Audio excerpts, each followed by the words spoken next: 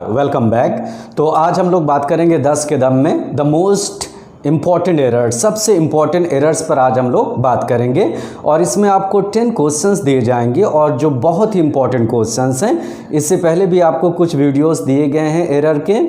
अगर आप चाहते हैं तो प्लेलिस्ट में जाकर 10 का दम जो फोल्डर है उसमें आप देखेंगे कि आपकी 2 वीडियोस हैं और उसमें भी बहुत ज़्यादा इम्पॉर्टेंट एरर दी गई हैं। तो चलिए शुरुआत करते हैं हम लोग।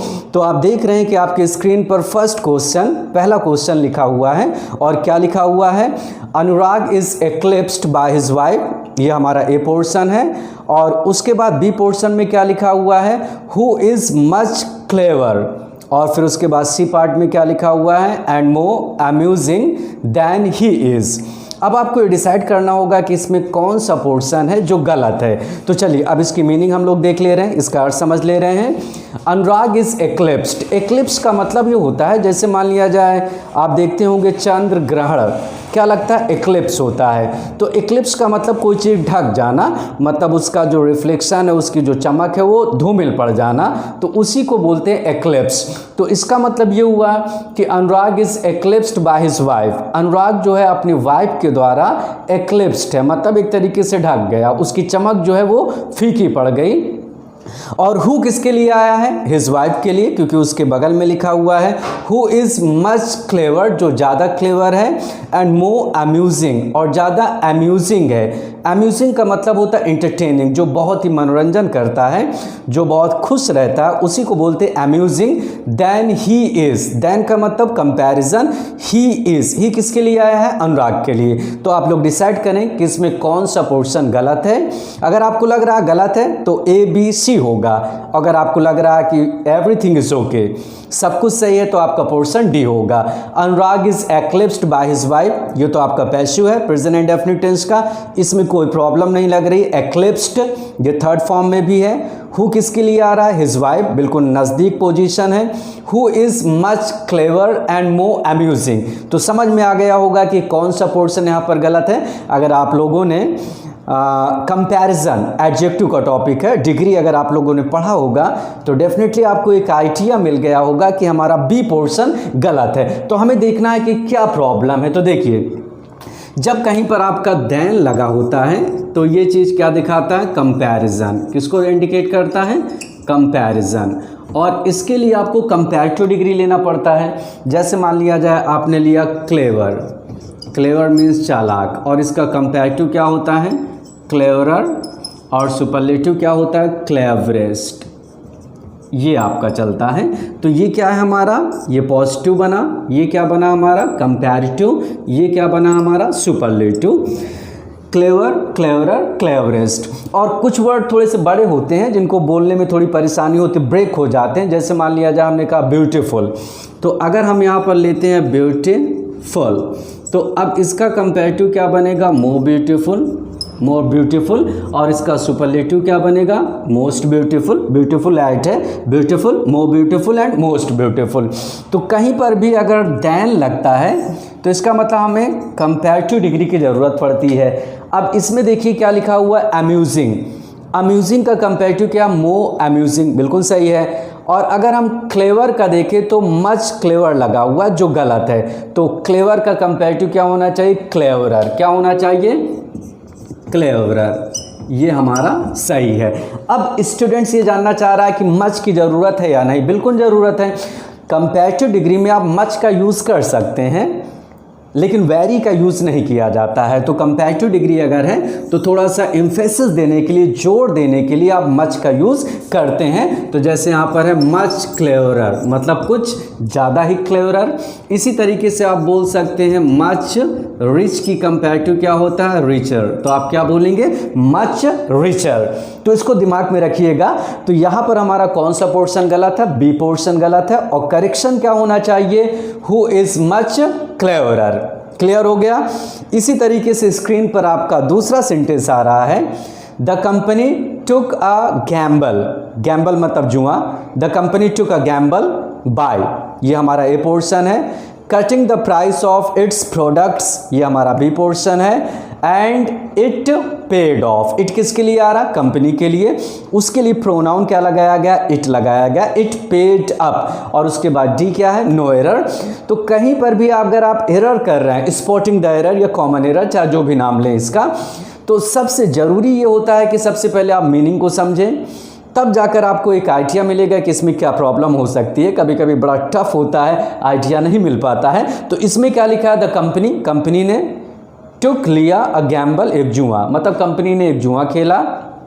बाय कटिंग, बाय कटिंग का मतलब काट कर, द प्राइस कीमत ऑफ इट्स प्रोडक्ट्स, इट्स किसके लिए आ रहा, कंपनी के लिए, इट्स प्रोडक्ट्स अपने प्रोडक्ट्स की कीमतों को उसने मिनिमाइज किया, काटा। एंड इट पेड अप, और इसने क्या किया, पेड अप किया। तो अब आप डिसाइड करें कि इसमें क्या प्रॉब्लम हो सकती है। डिसाइड कर लिया होगा आप लोगों ने। चलिए, तो the company took a gamble, company ने गैम्बल खेला बाय कटिंग। अब लड़के ये समझते हैं कि बाय कटिंग लगा है तो इसका मतलब पैसिव है, टुक की थर्ड फॉर्म टेकन होना चाहिए, ऐसा नहीं है। यहाँ पर ये पैसिव नहीं है, ये एक्टिव ही है। द कंपनी टुक, कंपनी ने लिया, अ गैम्बल एक गैम्बल बाय कटिंग काट कर, बाय कटिंग। बाय के बाद अगर इन फॉर्म लगा हुआ हो तो वो पैसिव की तरफ इशारा नहीं करता, जैसे by jumping, bye running, bye crossing. तो इस तरीके की सिचुएशन मिले तो हमेशा याद रखिएगा that doesn't indicate to passive, वो पैसिव को इंडिकेट नहीं कर रहा, वो एक्टिव ही है। तो the company took a gamble, company ने एक जुआ लिया या जुआ खेला, बाय कटिंग काट कर, द प्राइस कीमत ऑफ इट्स प्रोडक्ट्स, इट्स किसके लिए आ रहा, कंपनी के लिए। बहुत सारे स्टूडेंट ये सोच बैठेंगे कि दो तरीके का इट्स होता है, एक अपॉस्ट्रोफी एस, एक विदाउट। तो ये इट्स, इसका फुल फॉर्म क्या होता है, इट इज या वाज या हैज़ भी हम ले सकते हैं, लेकिन यहाँ पर ये नहीं है, यहाँ पर इट्स है। इट्स का मतलब ये अधिकार दिखा रहा है और इसके बाद डेफिनेटली कोई नाउन आएगा। तो यहाँ पर लिखा हुआ है इट्स प्रोडक्ट्स, प्रोडक्ट्स हमारा नाउन है, तो ये स्पेलिंग बिल्कुल सही है। IT अपॉस्ट्रोफी एस ये कहाँ पर लगता है, इट इज़ या इट वाज या इट हैज़। इसका जो कॉन्ट्रैक्टेड फॉर्म होता है, जो शॉर्ट फॉर्म होता है, उसको हम लोग इट्स बोलते हैं। जैसे किसी ने कहा इट्स और उसके बाद लिखा माई और उसके बाद लिखा पेन, मान लो इट्स माई पेन। अब इसका मतलब ये हुआ इट्स माई पेन, इसका मतलब ये मेरा पेन है। जैसे किसी ने कहा, अब इसका फुल फॉर्म क्या होता है, इट इज़। अब किसी ने कहा इट्स और उसके बाद हमने लिख दिया रेनिंग और उसके बाद लिख दिया यस्टरडे, इट्स रेनिंग यस्टरडे। इसका मतलब ये हुआ कि कल पानी बरस रहा था। यस्टरडे से ये इंडिकेट हो रहा है कि मामला पास्ट का है, तो यहाँ पर जो इसका फुल फॉर्म होगा वो क्या होगा, इट वाज हो जाएगा। क्या हो जाएगा, इट वाज। तो इसमें ऐसी प्रॉब्लम नहीं है। तो प्रॉब्लम क्या है, थोड़ी सी टफ प्रॉब्लम है। यहाँ पर जो प्रॉब्लम है वो हमारी फ्रेजल वर्ब के ऊपर है और फ्रेजल वर्ब बड़ा कॉम्प्लिकेटेड होता है। अगला वीडियो हम लोग इसी पर लेंगे कि फ्रेजल वर्ब को मेमोराइज कैसे करना। कुछ इंपॉर्टेंट फ्रेजल वर्ब आपके सामने रखे जाएंगे। तो यहाँ पर जो लिखा है इट पेड ऑफ, इट मतलब इस चीज़ ने, इस बात ने, पेड ऑफ, पेड ऑफ। सबसे पहले हमें समझना होगा पेड अप लिखा हुआ है, तो पे अप, पे अप की सेकंड थर्ड फॉर्म क्या होती है, you know, paid up. Third form भी सेम हो जाएगी, paid up equal first form, second form, third form. तो पे अप का मतलब क्या होता है, किसी चीज़ को पूरी तरीके से अदा कर देना। जैसे मान लिया जाए आपके ऊपर डेब्ट है, आपने पूरी तरीके से उस कर्ज को चुका दिया, तो उसके लिए हम लोग क्या यूज़ करते हैं, पे अप। तो यहाँ पर हमने कहा पे फुली, पूरी तरीके से किसी चीज़ को चुका देना, राइट। और एक वर्ड होता है पे ऑफ, याद रखिएगा क्या होता है, पे ऑफ। और सेकंड थर्ड फॉर्म सेम हो जाएगी हमारी, पेड ऑफ। क्या होगा, पेड ऑफ। ये हमारी फ्रेजल वर्ब है, पेड ऑफ। अब इसकी मीनिंग क्या होती है, किसी चीज़ का बेनिफिट होना, मतलब एक तरीके का फ़ायदा होना, बेनिफिट होना, तो उसको हम लोग क्या बोलते हैं, पे of, paid of, paid of. तो इसका मतलब ये हुआ टू गेन बेनिफिट, मतलब एक तरीके का लाभ होना। आप हिंदी में लिख सकते हैं लाभ होना, राइट। तो यहाँ पर हमारा क्या होना चाहिए, कंपनी ने टुक अ गैम्बल, कंपनी ने एक जुआ खेला, बाय कटिंग काट कर, द प्राइस कीमत ऑफ इट्स प्रोडक्ट्स, अपने प्रोडक्ट्स की कीमत को काटा, एंड इट पेड अप। अब इट पेड अप का मतलब ऐसा नहीं कि इसने कर्ज को चुका दिया, नहीं, इट पेड ऑफ होना चाहिए, मतलब इससे उनको बेनिफिट हुआ। तो कौन सा पोर्शन हमारा गलत है? C portion. इसी तरीके से आपके स्क्रीन पर थर्ड क्वेश्चन क्या है? I was surprised and pleased, I was surprised and pleased, ये हमारा ए पोर्शन है। When I was informed, when I was informed, when I was informed of, और उसके बाद लिखा मी विनिंग द कॉन्टेस्ट। चलिए अब इसको डिसाइड करिए कि कौन सा पोर्शन गलत है। तो आप लोगों ने डिसाइड कर लिया होगा विच पोर्शन इज रॉन्ग हियर, यहाँ पर कौन सा पोर्शन गलत है। तो चलिए सबसे पहले अर्थ देख रहे हैं। आई वॉज सरप्राइज्ड, मैं सरप्राइज्ड था, एंड प्लीज्ड और खुश था। व्हेन आई वॉज इन्फॉर्म्ड, जब मुझे इन्फॉर्म्ड किया गया, ऑफ मी, जब मुझे इन्फॉर्म किया गया, of me winning, of me winning, कुछ प्रॉब्लम लग रही है, ऑफ मी विनिंग, विनिंग का मतलब जीतने का, द कॉन्टेस्ट, कॉन्टेस्ट का मतलब कोई कंपटीशन, कोई प्रतिस्पर्धा, कोई खेल कूद रहा होगा। तो यहाँ पर क्या प्रॉब्लम है? आई वॉज सरप्राइज्ड में नहीं है, आई वॉज, जैसे आदमी नहीं बोलता I was surprised, I was shocked, I was astonished, तो इसमें कोई प्रॉब्लम नहीं है। I was surprised and pleased, मैं सरप्राइज्ड और प्लीज्ड था। When I was informed, जब मुझे इन्फॉर्म्ड किया गया, ऑफ मी, तो प्रॉब्लम कहाँ पर है? ओके, नहीं समझ में आ रहा है? तो प्रॉब्लम हमारा कहाँ पर है? बी में है। कभी कभी क्या होता है, जब स्टूडेंट को आइडिया नहीं होता कि इसमें ये प्रॉब्लम है, बड़ा कॉम्प्लिकेटेड ये एरिया होता है स्पॉटिंग द एरर या कॉमन एरर का, लेकिन डोंट वरी, आप जितनी प्रैक्टिस करेंगे, कभी कभी क्या होता है कि आप जितना ज़्यादा प्रैक्टिस करते हैं उसी तरीके से क्वेश्चन आपके एग्जामिनेशन में भी आते रहते हैं। तो यहाँ पर क्या प्रॉब्लम है? B portion. अब आप डिसाइड करें बी पोर्शन में क्या है। चलिए आई विल टेल यू। तो देखिए, कहीं पर भी आपको जेरंट मिले, जेरंट समझ रहे हैं आप? जेरंट का मतलब ये होता है वर्ब की फर्स्ट फॉर्म में ING, that is called gerund. और अगर हम इस जेरंट की बात करें, अगर इसकी एंडिंग करें, इसका अर्थ निकालें, तो इसका अर्थ किससे निकलता है? ना नी, हिंदी समझ लीजिएगा, ना नी जैसे वर्ड इसके एंड में आते हैं। और जेरंट से पहले अगर कोई प्रोनाउन आ रहा है, प्रोनाउन, आई, मी, ये सारे प्रोनाउन हैं, तो वो प्रोनाउन किस में होना चाहिए आपका? वो प्रोनाउन होना चाहिए पॉजेसिव एडजेक्टिव में। अब ये पॉजेसिव एडजेक्टिव क्या है? पॉजेसिव एडजेक्टिव का मतलब जैसे आप लोगों ने सुना होगा my, your, our, his, her, इन्हीं को हम लोग क्या बोलते हैं? Possessive pronoun.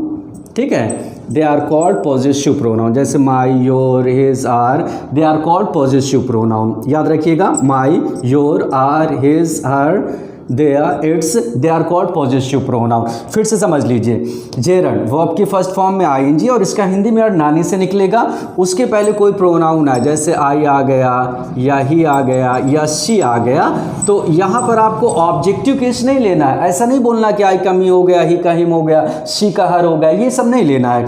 आपको सीधा सीधा ये पॉजेसिव एडजेक्टिव लेना होगा। तो देखिए क्या लिखा हुआ है? आई वॉज सरप्राइज्ड, मैं सरप्राइज था, एंड प्लीज्ड, खुश था। व्हेन आई वॉज इन्फॉर्म्ड, जब मुझे इन्फॉर्म्ड किया गया, of me winning, me winning नहीं होना चाहिए, जब मुझे इन्फॉर्म्ड किया गया ऑफ माई विनिंग, मेरे जीतने का। देखिए मेरा निकल रहा माई विनिंग द कॉन्टेस्ट, मतलब मेरे कॉन्टेस्ट को जीतने को जब मुझे इन्फॉर्म्ड किया गया इस बात को, तो मैं बहुत ज़्यादा सरप्राइज्ड और प्लीज्ड था। ये एरर कई बार आ चुकी है। आप बस ट्रिक याद रखिएगा कि जेरंट इन्फॉर्म और इसका हिंदी में नानी ने निकलेगा। देखिए इसमें नानी ने निकला, विनिंग, विनिंग का मतलब जीतना, एंड में ना निकल रहा है। उसके पहले कोई प्रोनाउन हो तो बस सीधा सीधा आपको क्या लेना होगा? पॉजेसिव एडजेक्टिव में। Is it clear? अब इसी तरीके से आपकी स्क्रीन पर नेक्स्ट क्वेश्चन आ रहा है, क्वेश्चन नंबर 4। क्या लिखा हुआ है? Although I am playing cricket for more than 3 years, I have not been able to score a century. Although, यद्यपि, I am playing cricket, मैं क्रिकेट खेल रहा हूँ, ये हमारा ए पोर्शन हो गया। फिर उसके बाद क्या लिखा हुआ है? For more than 3 years, for more than 3 years, for more than 3 years का मतलब 3 साल से भी ज़्यादा मैं क्रिकेट खेल रहा हूँ। फिर उसके बाद क्या लिखा है? I have not been able to score a century, I have not been able, मैं योग्य नहीं हो पाया हूँ टू स्कोर अ सेंचुरी, एक सेंचुरी को स्कोर करने में। तो आप डिसाइड करें क्या प्रॉब्लम है। अब बहुत सारे स्टूडेंट के दिमाग में आया होगा कि ऑल्दो और दो, जब ऑल्दो और दो अगर हम इसकी बात करें तो इसका मतलब होता है यद्यपि, एक कॉन्ट्राडिक्शन दिखाता है, एक विरोधाभास। तो इस पर एक बड़ी पॉपुलर एरर होती है कि ऑल्दो और दो के आगे मतलब दूसरा जब हम लोग कंजंक्शन लगाएंगे तो वहाँ पर हम बट नहीं लेंगे, येट लेंगे। क्या लेंगे? YET। बट नहीं इस्तेमाल होता बल्कि क्या इस्तेमाल होता है? ये नहीं होता बल्कि येट। कभी कभी येट के जगह पर लोग कॉमा भी लगा सकते हैं। जैसे मान लिया जाए हमने लिखा ऑल्दो आई वॉज, और उसके बाद लिखा हुआ है although I was tired. Suppose करिए although I was tired but I played. यहाँ पर एक सेंटेंस है, ऑल्दो आई वॉज टायर्ड, यद्यप मैं थका था, बट लेकिन आई प्लेड, मैंने खेला। तो ये इतनी ज़्यादा पॉपुलर एरर है कि लड़के जब ऑल्दो या दो को देखते हैं तो इमिडिएटली उनको स्ट्राइक करता है कि यही प्रॉब्लम होनी चाहिए, यही चीज़ को सर्च करते हैं। लेकिन ऐसी सिचुएशन नहीं है। ऑल्दो आई वॉज टायर्ड, यद्यप मैं थका हुआ था, बट आई प्लेड, लेकिन मैं खेला। तो यहाँ पर बट नहीं होना चाहिए, आप येट यूज़ करें, या कभी कभी येट की जगह आप कॉमा भी ले सकते हैं, वो भी चल जाता है। तो यहाँ पर वो प्रॉब्लम नहीं है। यहाँ पर क्या है? ऑल्दो यद्यप आई एम प्लेइंग क्रिकेट, मैं क्रिकेट खेल रहा हूँ, फॉर मोर देन 3 years, 3 साल से भी ज़्यादा हो गया मुझे क्रिकेट खेलते हुए, मतलब तब से मैं क्रिकेट खेल रहा हूँ। I have not been able to score a century, I have not been able, मैं योग्य नहीं हो पाया हूँ, टू स्कोर अ सेंचुरी, एक सेंचुरी बनाने में। क्या प्रॉब्लम है? डिसाइड करें। तो ऑल्दो और दो में जो मुद्दा होता है बट, उसकी प्रॉब्लम नहीं है। यहाँ पर येट भी नहीं लगाया गया, यहाँ पर कॉमा लगा हुआ है, तो उसकी कोई प्रॉब्लम नहीं है। तो देखिए अगर कहीं पर भी, यहाँ पर प्रॉब्लम कहाँ पर है? यहाँ पर हमारी प्रॉब्लम बी पोर्शन में है। And what is the problem here? देखिए कहीं पर भी अगर आपको सिंस मिले या फॉर मिले तो वो टेंस जो होना चाहिए या तो वो प्रेजेंट परफेक्ट होता है। कौन सा होता है? Present perfect. बहुत सारे स्टूडेंट्स ये जानते हैं प्रेजेंट परफेक्ट कॉन्टिन्यूअस टेंस में ही, ऐसा नहीं है। उसके लिए आप प्रेजेंट परफेक्ट भी यूज़ कर सकते हैं या आप प्रेजेंट परफेक्ट कॉन्टिन्यूअस भी ले सकते हैं। प्रेजेंट परफेक्ट कॉन्टिन्यूअस दोनों ही सही होता है। और ऐसा बिल्कुल नहीं है कि केवल प्रेजेंट परफेक्ट टेंस ही लगेगा, और इस पर बहुत ज़्यादा एरर आ चुकी है। जैसे मान लिया जाए किसी ने कहा ही इज़, और उसके बाद लिखा लिविंग, और उसके बाद लिखा विथ मी, और उसके बाद हमने लिख दिया सिंस 2000 मान लिया जाए 19। ये एक है सेंटेंस, ही इज़ लिविंग, वो रह रहा विथ मी, मेरे साथ, सिंस 2019, 2019 से रह रहा है। तो यहाँ पर क्या प्रॉब्लम है? यहाँ पर ये प्रॉब्लम है। यहाँ पर हमें क्या यूज़ करना होगा? या तो हमें प्रेजेंट परफेक्ट लेना होगा या तो प्रेजेंट परफेक्ट कॉन्टिन्यूअस टेंस। अब चूंकि लिविंग लगा हुआ है तो इस वजह से हमारा ज़्यादा कौन सा सही रहेगा? Present perfect continuous tense. तो करेक्शन क्या होना चाहिए? He has been living with me since 2019। कभी कभी प्रेजेंट परफेक्ट में भी आ जाता है। जैसे मान लिया जाए हमने कहा आई हैव, और उसके बाद लिख दिया टॉट, आई हैव टॉट, और उसके बाद लिखा यू, और उसके बाद लिखा फॉर 3 years।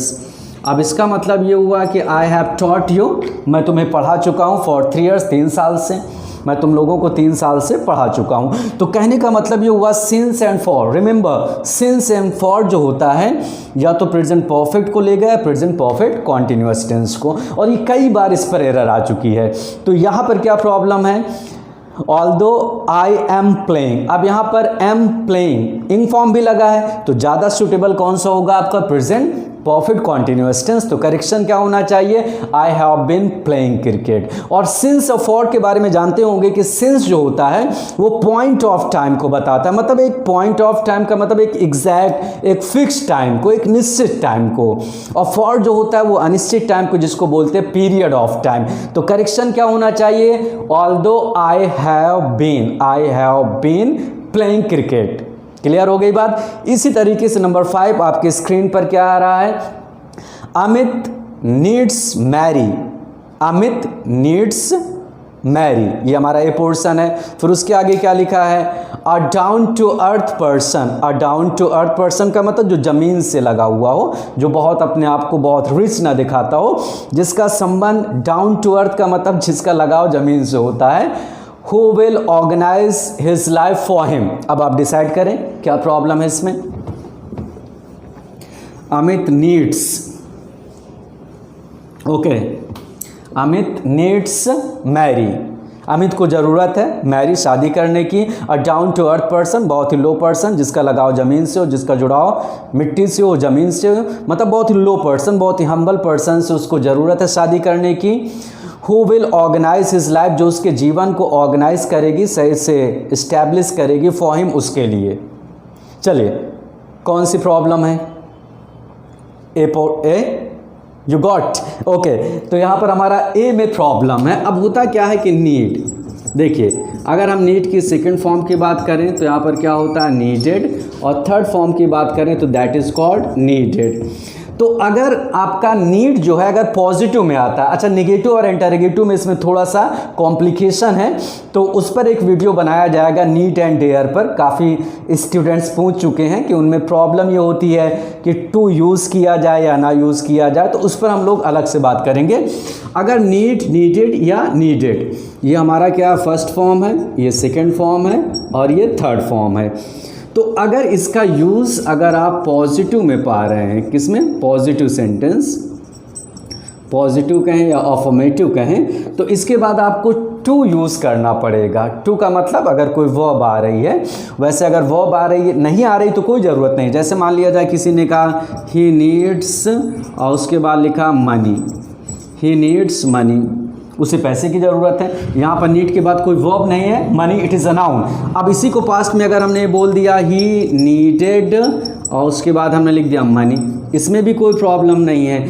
अगर नीड के बाद कोई वर्ब आ रही तो उसमें इन्फिनिटिव टू का साइन रहेगा। जैसे मान लिया जाए हमने लिखा ही और उसके बाद लिखा नीड्स और उसके बाद लिखा टू, ही नीड्स टू और उसके बाद लिखा रीड, रीड और उसके बाद लिखा दिस बुक। जैसे मान लो अब इसका मतलब ये हुआ ही नीड्स, उसे ज़रूरत है टू रीड दिस बुक, इस किताब को पढ़ने की उसको ज़रूरत है। तो ये बात हमेशा याद रखिएगा, नीड, नीडेड या नीडेड, अगर ये पॉजिटिव में आ रहा है और इसके बाद कोई वर्ब आ रही तो डेफिनेटली उसमें टू का साइन लगेगा। अगर नीड के बाद कोई वर्ब नहीं आ रही, आई मीन टू से कोई नाउन आ रहा है, तो there is no need of it, तो वहाँ पर टू की कोई ज़रूरत नहीं पड़ेगी। तो करेक्शन हमारा क्या बनेगा?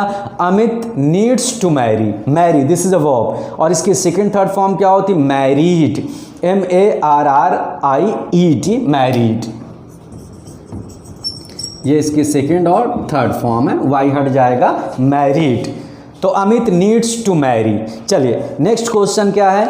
Despite of some past experiences with adverse publicity she is usually gracious to reporters. अब आप डिसाइड करें, despite of some past experiences, ये हमारा ए पोर्शन है, विथ एडवर्स पब्लिसिटी, ये हमारा बी पोर्शन है, she is usually gracious to reporters, ये हमारा सी पोर्शन है, और डी पोर्शन में जैसे आप जानते हैं एज यूजुअल नो एरर होता है। तो ओके नाउ यू डिसाइड।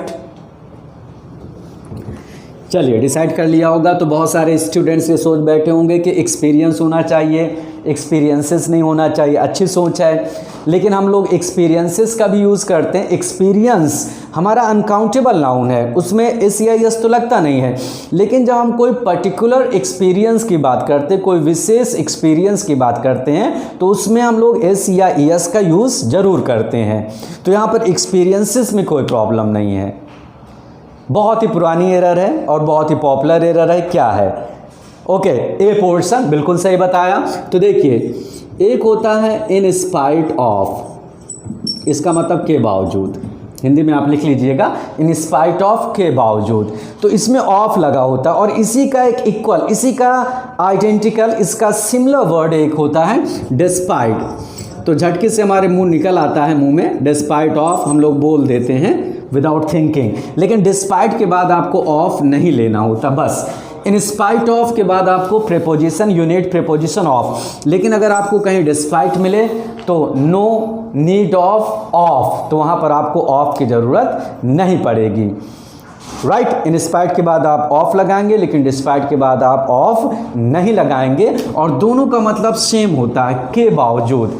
जैसे मान लिया जाए किसी ने कहा despite of my help he failed, despite of my help गलत हो जाएगा, despite my help he failed. Right, तो यहाँ पर क्या प्रॉब्लम है? Despite of some past experiences, पिछले पिछले कुछ अनुभवों के बावजूद भी विथ एडवर्स पब्लिसिटी, एडवर्स का मतलब बुरी पब्लिसिटी, पब्लिसिटी के साथ मतलब उसकी पब्लिसिटी बहुत बुरी हुई थी, उसके पास्ट एक्सपीरियंस के बावजूद भी सी इज़ यूजली ग्रेसस, मतलब वो साधारणता ग्रेसस है। ग्रेसस मीन्स काइंड, दयालु है टू रिपोर्टर्स, किसके प्रति? रिपोर्टरों के प्रति। तो यहाँ पर प्रॉब्लम क्या है? डिस्पाइट के बाद आप ऑफ का यूज़ नहीं करेंगे, सीधा सीधा आप क्या बोलेंगे? डिस्पाइट, या तो आप डिस्पाइट को ही हटा दें, वहाँ पर क्या बोल सकते हैं? In spite of. ये चीज़ आप हमेशा याद रखिएगा। क्वेश्चन आपकी स्क्रीन पर क्या लिखा हुआ है? The minister has put a different glass, the minister has put a different glass on recent developments in middle east. अब आप लोग डिसाइड करें इसमें क्या प्रॉब्लम है।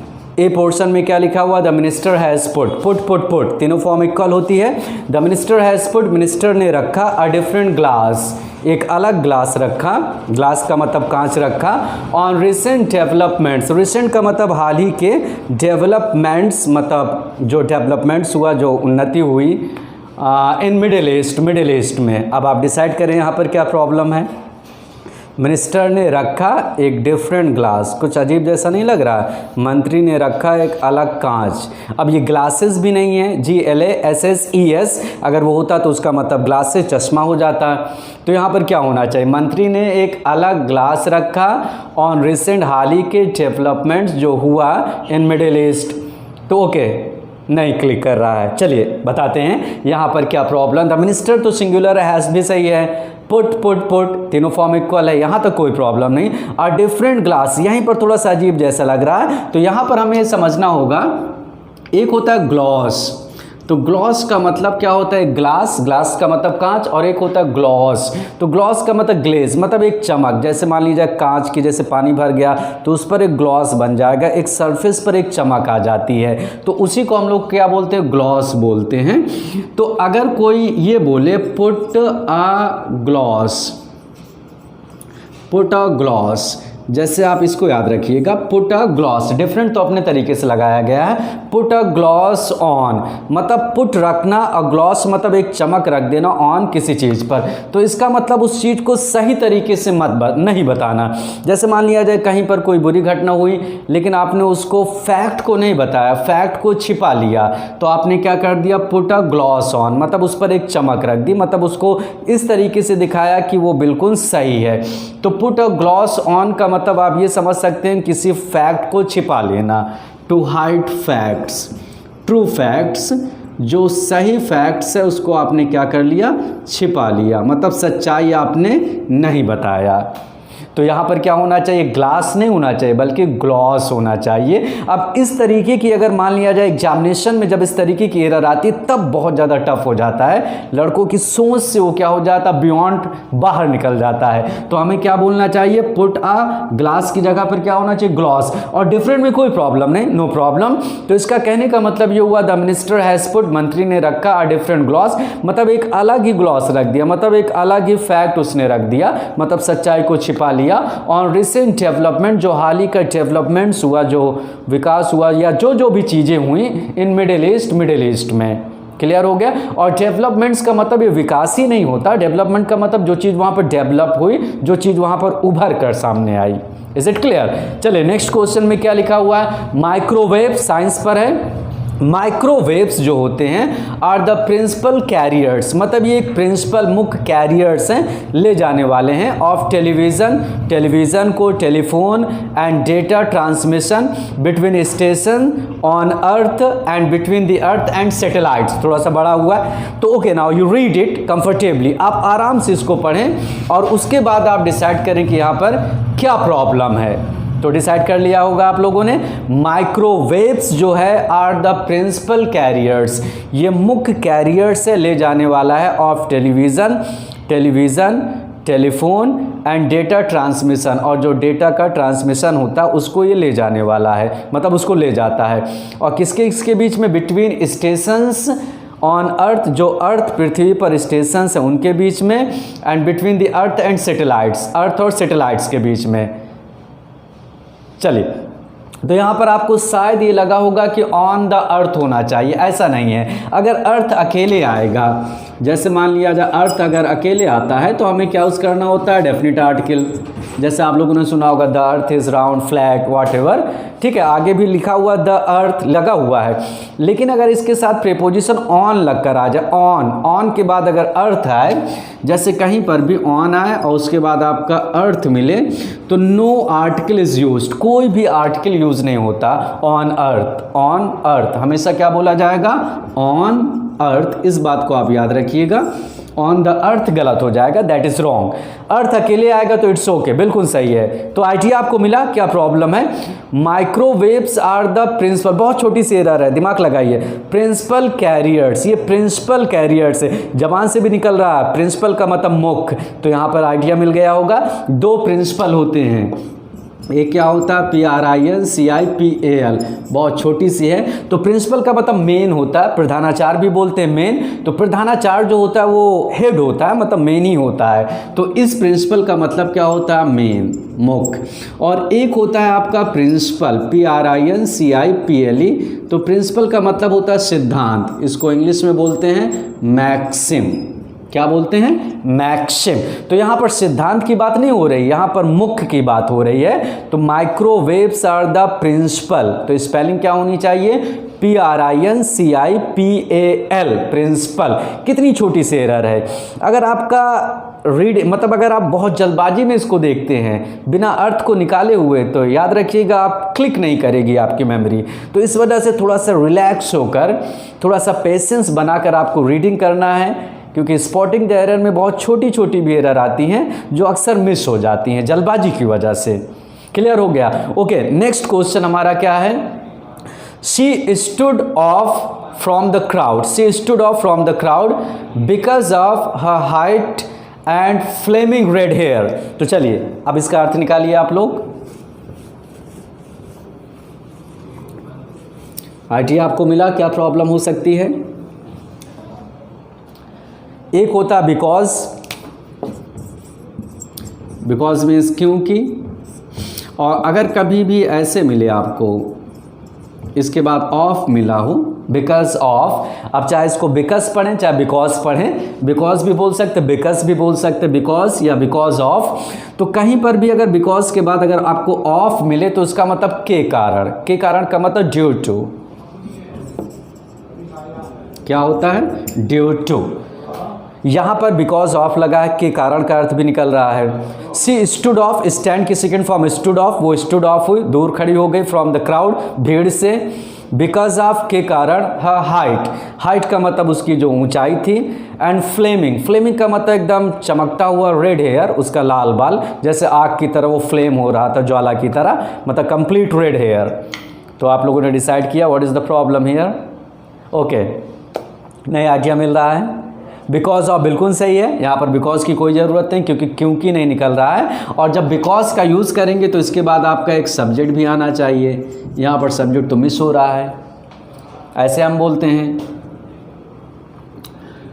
जैसे मान लिया जाए ही और उसके बाद लिखा did not go to college,